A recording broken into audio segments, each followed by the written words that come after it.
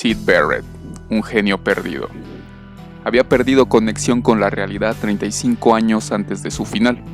Su mente se apagó. Era una sombra perdida de lo que había sido alguna vez en la mítica banda inglesa. La última vez que estuvo con Roger Waters fue en 1975, cuando llegó al estudio de grabación y sus excompañeros no lo reconocieron. Murió a los 60 años, con su cerebro y su talento destrozados por las sustancias que había consumido toda su vida. En una pequeña casa de Cambridge, moría uno de los fundadores de una de las bandas más importantes de la historia. Un cáncer de páncreas acabó con él. Su cuerpo venía golpeado por una diabetes avanzada. Su cabeza lo había abandonado hacía más de 35 años. Hacía décadas que no grababa y que no aparecía en público. Syd Barrett se había convertido en un espectro, en una sombra perdida de lo que alguna vez había sido. Su cabeza era un enigma. Se apagó rápido. Sus pensamientos se fueron desvaneciendo. Las palabras se les fumaban, como si se perdieran en el camino del cerebro a las cuerdas vocales. Cuando hablaba, las pocas veces que lo hacía, no llegaba a armar frases. Las palabras viajaban inconexas. Era un lento fluir de la conciencia. Roger Kate Barrett nació en Cambridge el 6 de enero de 1946. El nombre con el que sería recordado lo adquirió en la adolescencia. En la ciudad había un veterano bajista de jazz llamado Syd Barrett. Sus amigos, con cierta pereza, lo empezaron a llamar igual. Mientras estaba estudiando la secundaria, su padre murió de cáncer. A partir de ese momento, su afición a la música se transformó en una obsesión. Integró varios grupos hasta que se incorporó a una formación con unos compañeros del colegio. Ese grupo sería Pink Floyd. Desde 1965, la banda había encontrado la formación definitiva.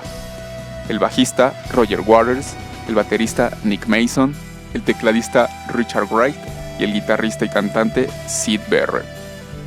Pink Floyd, el nombre lo había propuesto Barrett, y lo había tomado de dos viejos músicos de blues que admiraba, Pink Anderson y Floyd Council. También se llamaban así sus dos gatos. El nombre lo habían acortado del original, de Pink Floyd Sound.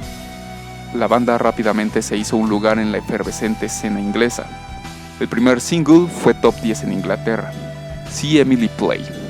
De inmediato les propusieron grabar un disco. A mediados de 1967, los cuatro entraron a los estudios Abbey Road. En la otra punta del pasillo se gestaba una obra maestra. Los Beatles grababan Sgt. Pepper. Pink Floyd llamó a su debut The Pipers at the Gates of Dawn, nombre sacado de un capítulo de El viento de los sauces, una novela infantil de principios de siglo, una de las lecturas habituales de Barrett. El disco trajo un nuevo sonido. Había surrealismo, inocencia, potencia y libertad. Todo lo que habitaba la cabeza convulsionada de Barrett estaba en esas canciones deformadas. La psicodelia y lo lisérgico consiguieron su representación sonora. Se suele mencionar la conducta errática de Syd en las presentaciones en vivo de ese primer Pink Floyd. Se recuerda lo mal que lo hizo en las apariciones en vivo en televisión de la gira norteamericana en 1967. Sin embargo, el video que se conserva de la actuación en American Bandstand no presenta un panorama tan catastrófico. Durante años habló de su incapacidad para el playback, de la ausencia, de la falta de respuesta a Dick Clark, el conductor del show. Pero de esa gira hay otra actuación en un programa que se ha convertido en mítica. Pink Floyd se presentó en el programa de Pat Boone. Dicen que Syd se pasó las dos canciones, Apples and Orange y See Emily Play, con los labios sellados, provocando el raro efecto de que alguien cantaba, pero nadie abría la boca. Algún espectador distraído pudo haber pensado que el frontman del grupo era ventrílocuo. A la mitad de la canción, Roger Waters decidió hacer la mímica del canto para solucionar la situación. Esa falta de reflejos, esa ausencia continuó en la entrevista posterior en la que Barrett solo hizo silencio ante cada pregunta. Durante el año siguiente, la situación se hizo insostenible para el grupo. Quien asistía por primera vez a un show de Pink Floyd podía decir que el líder tenía una conducta impredecible, pero no. Era muy sencillo adivinar cómo se comportaría Syd Barrett en el escenario. Paralizado, en estado catatónico. En ocasiones solo rasgueaba un par de veces la guitarra en todo el show. Sus compañeros debían suplirlo en la guitarra y en las voces. Daban un show con obstáculos. A veces, cuando le pedían explicaciones por su conducta, Sid respondía con otra pregunta: ¿por qué solo habían tocado una canción? Su tiempo aletargado terminó de cansar al resto. Alguna vez no estuvo ni siquiera en condiciones de tocar. El reemplazo más evidente era David Gilmour, un guitarrista amigo de todos ellos que era de la misma zona. La prestancia, solidez e ideas musicales del nuevo guitarrista revitalizaron a la banda. Los tres que estaban en condiciones de hacerlo votaron. Decidieron incorporar a Gilmour. Serían 5 y esperarían a que Barrett se repusiera. Pero 5 shows después tomaron la decisión de que no se presentara más en vivo, pero que siguiera siendo parte de Pink Floyd. La idea era repetir el mecanismo que les había resultado a los Beach Boys con Brian Wilson. Al genio lo reservaban para el estudio mientras los otros afrontaban los conciertos. La leyenda sostiene que, a pesar de que todos lo pensaban, nadie se animaba a decirlo en voz alta. Entonces una serie de factores casuales los ayudaron a tomar la decisión. Alguien debía pasar a buscar a los otros para un show. Esa noche estaban retrasados. Solo faltaba Sid. Entre que sus desempeños restaban y el tiempo que iban a tardar en subirlo al auto, decidieron no contar con él esa noche. En esos primeros shows, antes de que tomaran la decisión de echarlo del grupo, Gilmour, que se había mudado con él, debía escabullirse de su casa, para que Sid no notara su ausencia. Alguna vez le preguntó a dónde iba, y Gilmour le dijo que a comprar cigarrillos. Cuando volvió, muchas horas después, Sid se encontraba en la misma posición, y solo le pidió un cigarrillo. Para el resto de la banda no era una decisión fácil la que encaraban. Roger Waters quería y admiraba a Sid.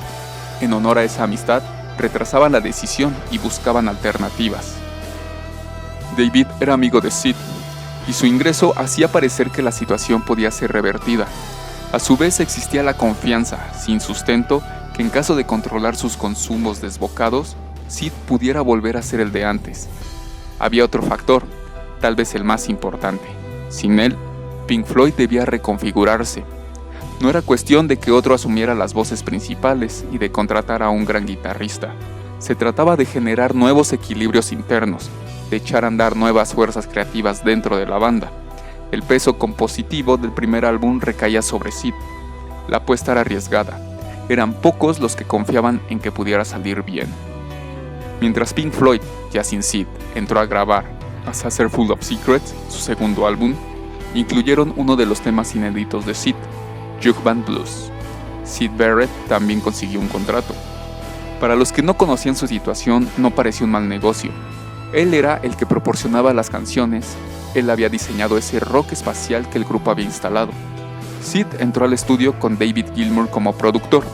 El resultado fueron The Madcap Laughs Barrett. 2 discos solistas míticos, destellos de lo que pudo ser, escáneres de una mente tumultuosa y lisérgica.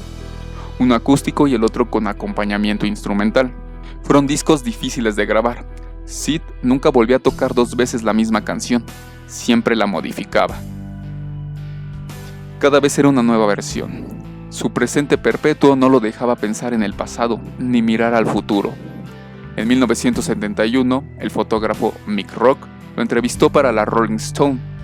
Todas sus fotos de ese periodo son de Mick Rock, las de sus ocasionales apariciones públicas y las de sus discos. Los ojos perdidos, el cabello desparejo, las orejas tatuadas. Más que una entrevista es una larga y cariñosa semblanza, ya que no podía producir largos textuales o discursos articulados. Poco después lo ayudaron a cumplir con su deseo. Consiguió otros 3 músicos y formaron el grupo Stars. En su debut, la banda se presentó con MC5. El periodista Roy Hollingworth estaba entre el público y escribió una crítica del show para la revista Melody Maker. El texto fue contundente. Delante mío, 3 personas encogen los hombros y se retiran. No entienden a Sid Barrett, pero el Madcap sigue tocando como si entendiera. Toca y toca y toca. Ningún tema en particular, ningún tema en realidad. Suena desafinado casi todo el tiempo. Al segundo show se impuso lo evidente y la banda se dispersó. Ese fue el final de la carrera musical de Sid Barrett. Mientras tanto, Pink Floyd seguía creciendo y publicando discos, y brindando potentes shows en vivo. En 1973 aparecería The Dark Side of the Moon, un clásico instantáneo, y 2 años después, Wish You Were Here. En 1975, Pink Floyd ya era uno de los grupos más importantes del rock. Su anterior disco había sido un éxito descomunal. En el estudio de grabación trabajaban en una canción compleja, sofisticada, una de las piezas centrales de su próximo álbum. Un tema especial para Roger Waters, su compositor. Quería que fuera una representación universal de sus sentimientos respecto a la ausencia de Sid. La fama había llegado hacía unos años, con ella el hastio por el acoso de los fans. Concentrados en su canción, no se dieron cuenta en qué momento ingresó aquel ser extraño, inquietante, al estudio. Fornido, calvo, de movimientos maquinales y mirada vacía. El hombre aparentaba unos 50 años, con las manos en los bolsillos, pero más que una pose, parecía que se aferraba con fuerza a ese sobre todo pesado. Roger Waters le preguntó a Nick Mason quién era el visitante. Nadie lo conocía. Creyeron que era un empleado de mantenimiento del estudio, que no había resistido la tentación de conocer a sus héroes. Alguien sugirió que debía tratarse de un fan que logró filtrarse. David Gilmour se estaba levantando para pedir que lo retiraran cuando el hombre entró a la sala. Los músicos lo miraron con desconfianza y fastidio. Un segundo después, las lágrimas cubrieron los ojos de Waters. Uno en uno, los miembros de Pink Floyd reconocieron al intruso y se dieron cuenta que no era tal. Syd Barrett había ido a visitarlos después de más de un lustro en el momento en que ellos grababan Shine on You Crazy Diamond, la canción escrita en homenaje a Syd Barrett. Bastaron pocos minutos para que se dieran cuenta que las cosas no habían cambiado, que Sid no había mejorado.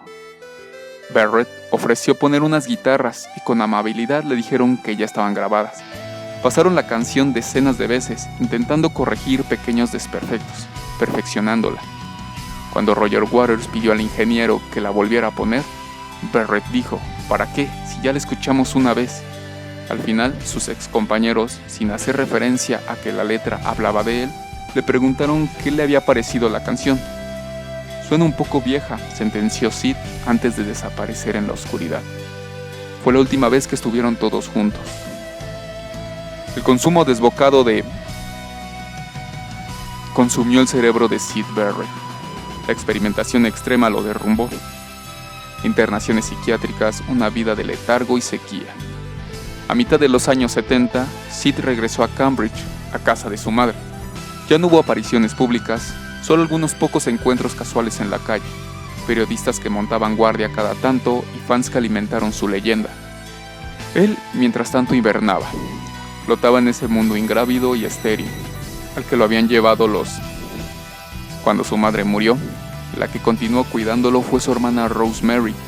En esos años, Sid volvió a la pintura como en sus tiempos de estudiante, y se dedicaba al jardín de la casa. Una pequeña expectativa se generó en 1996, cuando Pink Floyd ingresó al Salón de la Fama del Rock, pero Sid no se hizo presente en la ceremonia. Con los otros integrantes del grupo no volvió a juntarse, pero se dice que una vez, a mediados de los 80, se cruzó con Waters en Harrods. Cuando Sid reconoció a su antiguo compañero, tiró al piso la bolsa de golosinas que llevaba y salió corriendo. Durante años se discutió cuál era la patología psiquiátrica de Sid, o si estaba dentro del espectro autista. Los diagnósticos mediáticos hablaron de esquizofrenia. Una de sus hermanas dijo, todos los hermanos Barrett, de una u otra manera, estamos dentro del espectro. De todas maneras, las opiniones convergen en que el abuso de sustancias fue la causa de su caída. Syd Barrett murió a los 60 años, el 7 de julio del 2006, pero hacía más de 35 años que su mente se había apagado, que su conexión con el mundo se había difuminado. El brillo del diamante loco fue fugaz.